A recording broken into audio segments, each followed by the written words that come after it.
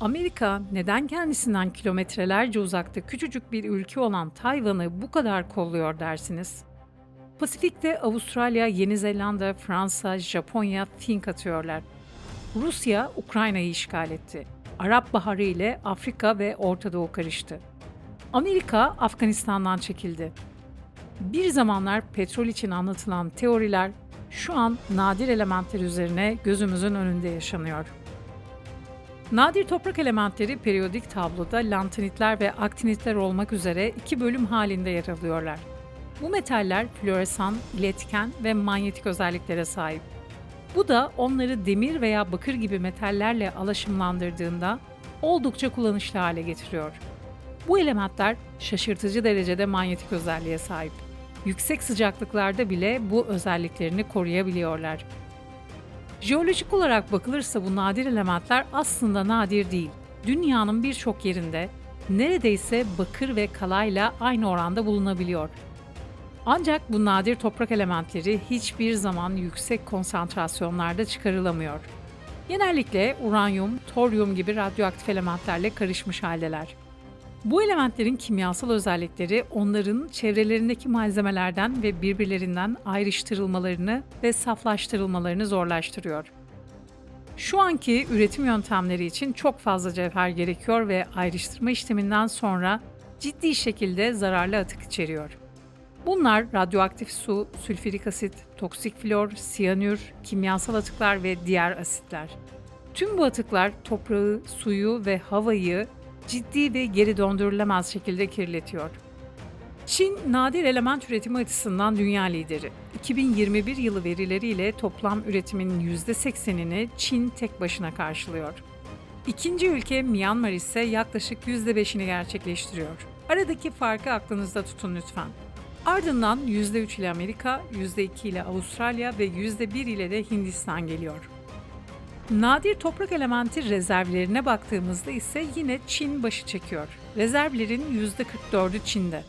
Ardından %15 ile Rusya, %6 ile Hindistan, %5 ile Brezilya ve %5 ile de Avustralya geliyor. Diğer ülkelerde keşif çalışmaları yapılıyor. Bu rakamlar değişebilir de ama 2021 yılı verileriyle Çin'in elinin ne kadar güçlü olduğu ortada. Nadir toprak elementleri akıllı telefonlar, bilgisayarlar, LED ışıklar, hibrit araçlar, petrol arıtma ve nükleer enerji, rüzgar türbinleri, güneş panelleri, elektrikli araçlar, tıpta özellikle MR makinelerinde ve birçok endüstriyel imalatta kullanılıyor. Aklınıza gelen tüm teknolojik aletleri düşünün. Savaş uçakları, denizaltılar, füzeler, hoparlörler, kulaklıklar, otomotiv egzoz sistemleri, fiber optik kablolar ne geliyorsa aklınıza. Bu elementler modern yaşam için petrolden daha önemli hale geldi ama farkında değiliz. Nadir elementler endüstriyel olarak ilk defa gaz lambalarında kullanılmış. Akkor bir malzeme kullanılarak üretilen lambalar uzunca bir süre kullanılmış ama lambaların yakılması zor ve atıklar alev almaya meyilli olduğundan zamanla üretiminden vazgeçilmiş. Ama 1939'da ünlü Manhattan projesi olarak bilinen atom bombası yapımında önemli bir problem çözmek için kullanıldığında jeopolitik bir önem arz etmeye başlamış. Proje sırasında fark ediliyor ki nadir toprak elementleri nötronları emerek bir nükleer zincir reaksiyonunu önleyebiliyor. O dönemde uranyumun saflaştırılması aşamasında bu elementlerin ayrıştırılması gerekiyordu ve şu an Amerika'nın en önemli nadir toprak elementi araştırma tesisi olan Ames laboratuvarı doğuyor. Amerika'nın uranyum kaynakları bulma arayışı, Kaliforniya'nın Nevada sınırına yakın Mojave Çölü'ndeki Mountain Pass madeninin açılmasına ve geliştirilmesine yol açıyor. Bu madenin uranyum ve toryum yatakları işe yaramasa da çıkarılan nadir elementler epey işe yarıyor. Yeni geliştirilen renkli TV'ler için kırmızı fosfor üretmekte kullanılan öropyumu çıkarmaya başlıyorlar. Daha sonra üretim seryum, lantan, neoidyum, paraseoidyum olarak genişliyor. Molybdenum Corporation of America ya da Molycorp'a ait olan bu maden 2000 yılına kadar dünya nadir toprak elementi üretim ve ihracatına hakim oluyor. Ancak nadir toprak elementi üretimi ile ilgili radyoaktif atık bertaraf çevresel maliyet endişeleri şirketleri daha gevşek çevre düzenlemeleri olan Çin'e yöneltiyor. Pekin ise 1950'lerden beri Sovyetler Birliği ile Obo madeninden gelen malzemeler için Brodo işleme tesisi ile nadir toprak elementi endüstrisine geliştirmeye odaklanmış durumda. Bayan Obo madeni dünyanın en büyük nadir element madeni olarak kabul ediliyor ve dünyanın nadir element rezervlerinin yaklaşık %80'ini oluşturuyor. Soğuk Savaş sırasında Amerikan Hava Kuvvetleri araştırmacıları samaryum ve kobalt mıknatıslar geliştiriyorlar. Bu malzeme sıcakken bile güçlü manyetik özelliklerini koruyarak daha güçlü radar sistemlerini mümkün hale getiriyor. Sovyetler Birliği ise alüminyumu daha güçlü ve hafif yapmak için skandiyum kullanıyorlar. Bu da MiG-29 savaş uçaklarının performansını önemli ölçüde artırıyor. Lazer telemetreler için kullanılan itrium, güdümlü silahlar için hedef belirleyicilerin geliştirilmesine yol açıyor. 1980'lerde lantan, neodymium kullanılarak yapılan nikel metal hibrit piller hem küçükler hem de tekrar şarj edilebiliyorlar. 1990'larda taşınabilir kameralar ve elektronik cihazlar için bu piller önemli olmaya başlıyor. 2001'de piyasaya sürülen Toyota Prius gibi hibrit araçlarda yaygın olarak bu piller kullanılıyor. General Motors 1980'lerde patentli neodymium demir bor mıknatısları, elektrikli camlar, kapı kilitleri, ön cam silecek motorları, elektrikli motor marşlarında kullanmaya başlıyor. Daha sonra bu hafif ve güçlü mıknatısları içeren Magnequench adlı bir şirket kuruluyor. Kişisel bilgisayarlar yaygınlaşmaya başlayınca sabit diskler için mıknatıslar satan değerli bir şirket haline geliyor. Çin daha sonra bu şirketi satın alacak. Nadir toprak elementleri teknoloji geliştikçe daha da vazgeçilmez olmaya başlıyor. 1990'larda Bell Labs, fiber optik kablolardaki sinyali artırmak için erbiyum katkılı fiber amplifikatörü geliştiriyor. Bu küçük cihazlar uzun mesafeli telefon görüşmelerini daha ucuz ve internet verilerini dünyanın her tarafına taşıyan küresel fiber optik kabloları mümkün kılıyor. 2008'de iPhone ilk akıllı telefonu piyasaya sürdüğünde nadir toprak elementlerinin ne kadar önemli olabileceği de ortaya çıkmış oluyor. Minik cam kamera lenslerindeki bozulmayı azaltmak için lantan, enerji tasarruflu bir ekranda parlak renkler oluşturmak için fosfor, hoparlörden gelen sesi iyileştirmek için neodymium mıknatıslar, itrium ve erbiyum kullanılıyor. Bu elementlerin daha yaygın kullanımına ilişkin uygulamalar geliştirilirken, küresel ekonomideki değişiklikler üretim yerlerinin kaymasına neden oluyor. Dünyadaki tüm hükümetler ticaret üzerindeki kısıtlamaları azalttıkça, küresel nakliye ve iletişim maliyetleri düştükçe, şirketler mallarını daha ucuza üretebilecekleri yerlere fabrikalar kurmaya başlıyor. Birçok Amerikan firması 1980'lerden başlayarak ve 1990'larda daha da hızlı bir şekilde daha düşük ücret ödeyen, sağlık ve güvenlik koruması az olan, daha az sıkı çevre politikası olan ülkelere üretimlerini taşıyorlar. Bu hareket Amerikan tüketicisi için malların fiyatını düşürürken aynı zamanda da fabrikaların kapanmasına ve işsizliğe sebep oluyor. Tüm hükümetler ticaret ve üretimi artırmak için hep birlikte çalıştı. Asya kaplanları olarak bildiğimiz Hong Kong, Singapur, Tayvan ve Güney Kore ortaya çıktı. Japonya ve Asya kaplanları daha fazla ürün için daha fazla ham madde talep etmeye başladılar ve tüketim çığırından çıktı. Diğer tarafta ise Çin yavaş ve emin adımlarla ilerliyor. 1970'lerde Komünist Çin hükümeti siyasi istikrar ve ülke refahını artırmak için üretim ve küresel ticaret yeteneği kazanma çalışmalarına başlıyor. Çin'in nadir toprak elementleri endüstri gelişimi 1978'den sonra yeniden küresel ticarete girmesi ve ardından hükümet politikalarının başarılı çabalarıyla yakından ilişkili. 1995 yılına kadar Çin'in nadir toprak elementi üretimi yılda ortalama %40 artıyor. Çin'in ihracatının artması ile bu metallerin fiyatları keskin bir şekilde düşmeye başlıyor. Fiyatlar düştükçe rakip üreticiler ya piyasadan çekiliyorlar ya da Çin fiyatlarıyla rekabet edemedikleri için üretimlerini azaltıyorlar. Aslında ilk işaret fişeği de atılmış oluyor. 1990'lardan itibaren Çin hükümetine ait şirketler diğer ülkelerde bulunan nadir toprak elementi şirketlerinin kontrol hisselerini satın almaya başlıyorlar. 1995'te Çinli şirket Magnequench'i satın almak için Amerikalı yatırımcılarla birleşti. Bu tür bir yabancı yatırımın Amerikan hükümeti tarafından onaylanması gerekiyordu. Bu satın almaya tek bir şartla izin verdiler. Şirket Amerika'daki faaliyetlerini sürdürecekti. 5 yıl 1 gün sonra fabrika Çin'e taşındı. Çin 2005'te Amerika'daki Molycorp ve 2009'da Avustralya'daki Lynas Corporation'ın nadir toprak elementleri madenlerinin kontrol hisselerini satın almak istedi fakat bu teklif reddedildi. 2010 yılına gelindiğinde gelişen teknoloji ile birlikte nadir toprak elementi ihracatını tek başına %70'lere taşıyan Çin'in ihracatı kısıtlayarak jeopolitik bir avantaj sağlayabileceği ortaya çıktı. Çin ve Japonya arasında ihtilaflı sularda meydana gelen uluslararası bir olay, öngörülemeyen sonuçları olan bir ticaret ambargosuna sebep oldu. Çinli bir balıkçı Japon sahil güvenliği tarafından gözaltına alındı. Tutuklandığı haberi Çin gümrük görevlilerinin Japonya'ya giden bir dizi sevkiyatı durdurmasına sebep olmuştu.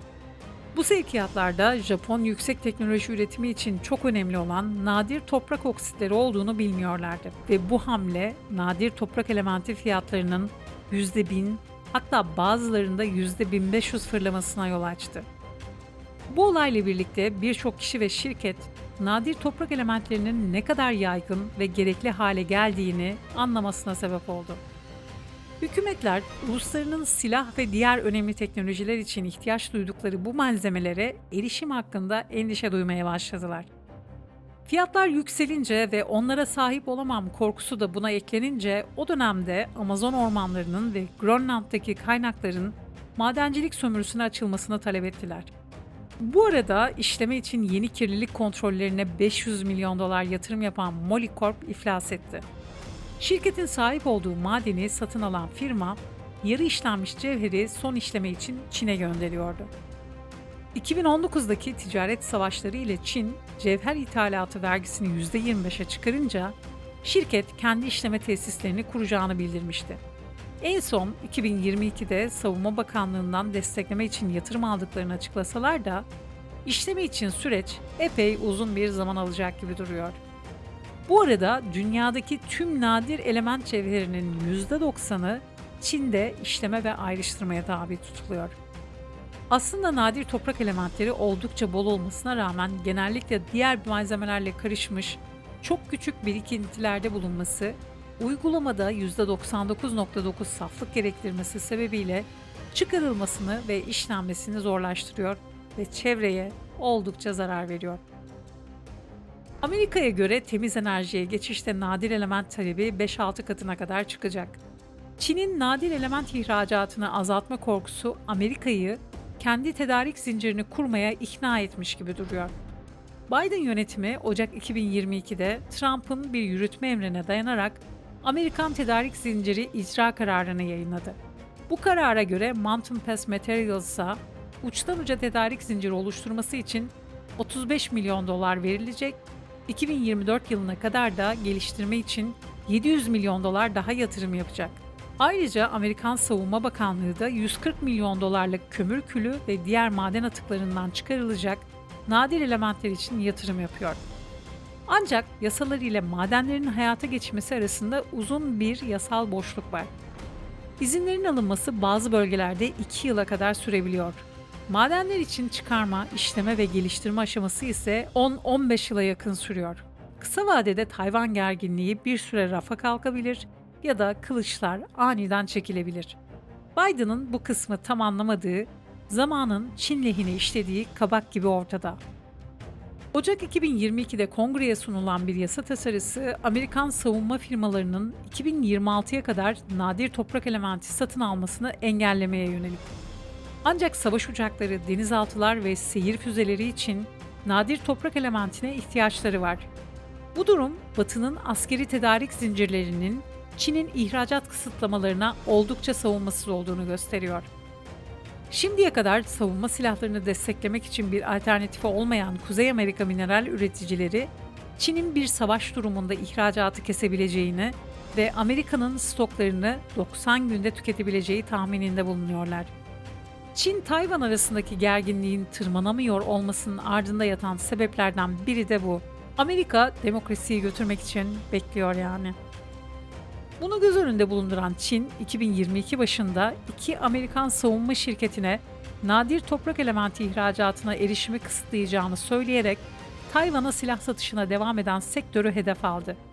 Şu an için Çin elinde tuttuğu gücün farkında. Aynı şekilde NATO'da Çin'den aldığı nadir toprak elementine olan bağımlılığının Rusya'dan gelen enerjiye olan bağımlılığından daha büyük olduğunu yaşayarak gördü. Uluslararası düzeyde Amerika, Afrika kıtasından nadir toprak elementi tedarik hattı sağlamak için 2019'da Malawi ve Burundi ile anlaşma sağlamaya çalışıyordu. Amerika bu çabalara odaklanmışken Çin de boş durmadı tabii. Çin 2021 yılında sahip olunan ana nadir toprak elementleri madenciliği yapan şirketlerini küresel bir dev olan China Rare Earths Group adı altında birleştirdi. Çin hükümeti Bloomberg'e bu adımın sebebini kaynakları daha iyi tahsis etmek, yeşil enerjiyi geliştirmek ve nadir toprak elementi işlemesinin daha sağlıklı şekilde yapılmasını sağlamak olarak bildirse de Kuşak Yol projesi orada öylece duruyor. Bu projeye akıtılan milyarlarca dolar ile Latin Amerika, özellikle Brezilya'daki madencilik faaliyetlerine, Kuzey ve Batı Afrika'daki nadir toprak rezervlerine ulaşmak için yatırımlar yapmaya devam ediyor.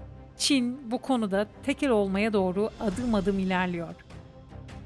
Bir diğer tarafta Avrupa Birliği, Japonya, Avustralya ve Rusya'da Çin ithalatına olan bağımlılıklarını azaltmak için Afrika'daki varlıklarını artırmanın yollarını arıyorlar. Çıkarılabilir nadir toprak elementi yataklarının büyüklüğü ve Afrika'daki yerel ülkelerin dış yatırım olmadan tedarik zincirleri kurma konusundaki sınırlı kapasitesi nedeniyle Afrika yeni bir sömürünün de merkezine tekrardan oturacak gibi. Arap Baharı, tek adam rejimlerinin devrilmesi ve iç karışıklıklar şimdi daha iyi anlaşılır olmuştur sanırım. Son dönemlerde herkesin hayatının bir parçası olan Rusya-Ukrayna savaşı ve ambargoların arkasında yatan sebeplerden birisi de yine nadir elementler kadar önemli olan lityum. Kişisel elektronik ürünler, askeri ve havacılık ekipmanları ve elektrikli araçlarda kullanılan lityum iyon piller için vazgeçilmez bir cevher. 8 yıldır iç savaşın hakim olduğu Donbas bölgesi önemli bir lityum ihracatçısı. Nadir toprak elementi erişimine ulaşmak Rusya'nın Ukrayna'yı işgalinin ardındaki temel faktör. Amerika'nın neden Ukrayna'nın yanında olduğu da bir miktar anlaşılabilir. Son dönemlerde NASA'nın insanlı ay görevi çalışmalarına başlaması, Hindistan, Çin ve Rusya'nın ay konusundaki heyecanının arkasında yatan ise yine aydaki kaynaklar. Hatta Türkiye'ye satışı son anda durdurulan F-35'lerin arkasında da yine bu tedarik zinciri krizi var. Amerikan Savunma Bakanlığı yetkilileri olası bir arz kısıtlamasında başlarına geleceği biraz geç olsa da gördüler. Amerika ve Çin arasında sarı öküz gibi ortada duran sorun her iki ekonomiyi de farklı şekilde etkiliyor. Amerika, Tayvan, Japonya ve Güney Kore ile küresel yarı iletken tedarik zincirinde öndeyken, Çin yıllardır nadir toprak elementlerinin madenciliği ve işlenmesinde hakim durumda. Eğer Çin küresel nadir toprak elementleri arzındaki payını korumayı başarırsa ve planladığı gibi yarı iletken üretime ve rafine etme yeteneklerini geliştirmeyi başarırsa, ki belki de başardı onu bilmiyoruz, gelecekte küresel ekonomide daha büyük etkiye sahip olacak. Bu da Amerika ve Avrupa Birliği'nin kara kara düşünmesine sebep oluyor. Aynı şey Amerika için de geçerli.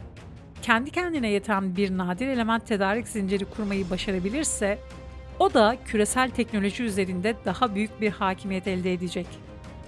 2013 yılında Çin Devlet Başkanı Xi Jinping tarafından başlatılan Kuşak Yol projesi, Asya, Avrupa ve Afrika'yı birbirine bağlamayı amaçlıyor. Kuşak, Asya'dan Avrupa'ya uzanan karayolunu ifade ediyor, yol ise Çin'den Afrika, Orta Doğu ve Akdeniz'e uzanan deniz yolu rotasını. Projenin amacı ticaretin kolaylaştırılması ve ülkeler arasındaki işbirliğinin artırılması. Proje kapsamında limanlar, havaalanları, demiryolları, karayolları gibi birçok projeye yatırım yapılıyor. Bu proje ile dünya ekonomisine dönüştürmeyi ve küresel ekonomik gücün Çin lehine değişmesi amaçlanıyor. Projeye 65'ten fazla ülke destek vermekte ve finansman için 1 trilyon dolardan fazla kaynak ayrılmış durumda. Proje hayata geçtiğinde Çin küresel ekonomik etkisini artırmakla birlikte siyasi nüfuzunu da artırmış olacak. Eksen kaymasından rahatsızlık duyacak ilk ülke ise Amerika. Doların tahtı sallanmaya başladı bile. Sıra öküzü ilk kim verecek bekleyip göreceğiz. Kuantum hesaplama ve malzeme bilimlerinden tıbbi uygulamalara, yeşil enerjiden elektrikli araçlara kadar nadir toprak elementleri geleceğin önemli bir parçası olacak. İklim değişikliğine sebep olan sera gazı salınımlarını azaltmak için temel yapı taşı. Aynı şekilde rüzgar türbinlerinin yaygınlaşmaya başlaması, rüzgar türbini motorlarında kullanılan neodymium disprosyum talebini artırmaya devam edecek. Elektrikli araçlarda kullanılan nadir toprak mıknatısları ve pillere olan talep de artmaya devam edecek. Teknolojinin her geçen gün geliştiğini düşünürsek, petrol savaşlarından nadir element savaşlarına doğru bir kayma var gibi görünüyor. Bir sonraki videoda görüşmek üzere.